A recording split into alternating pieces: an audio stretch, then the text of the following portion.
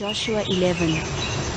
When Jabin king of Hazor heard of this, he sent word to Jobab king of Madon, to the kings of Shimron and Akshaph, and to the northern kings who were in the mountains, in the Arabah south of Kinnereth, in the western foothills and in Naphoth Dor on the west, to the Canaanites in the east and west, to the Amorites, Hittites, Perizzites and Jebusites in the hill country, and to the Hivites below Hermon in the region of Mizpah.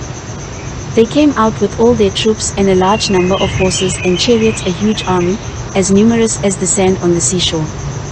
All these kings joined forces and made camp together at the waters of Merom to fight against Israel. The Lord said to Joshua, "Do not be afraid of them, because by this time tomorrow I will hand all of them, slain, over to Israel.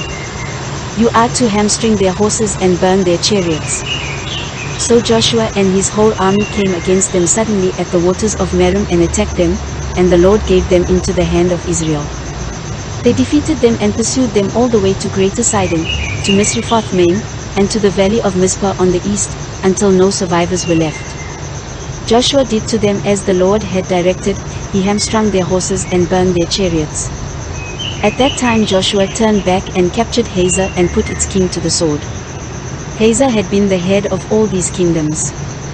Everyone in it they put to the sword. They totally destroyed them, not sparing anyone that breathed, and he burned Hazor itself.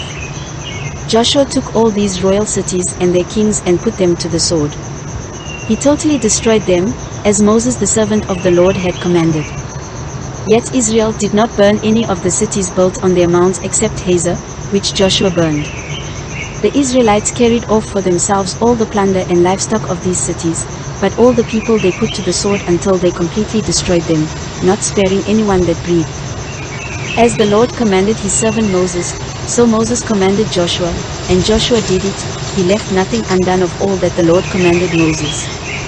So Joshua took this entire land, the hill country, all the Negev, the whole region of Goshen, the western foothills, the Arabah and the mountains of Israel with their foothills, from Mount Halak, which rises towards Seir, to Baal-Gad in the valley of Lebanon below Mount Hermon.